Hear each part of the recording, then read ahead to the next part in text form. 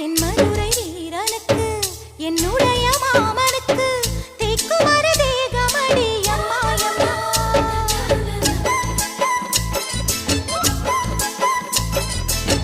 மாமன் பெற்ற பெண்ணுனக்கு மையெழுதும் கண் எதுக்கு என்னை வந்து கொல்லுதடி அம்மாயம்மா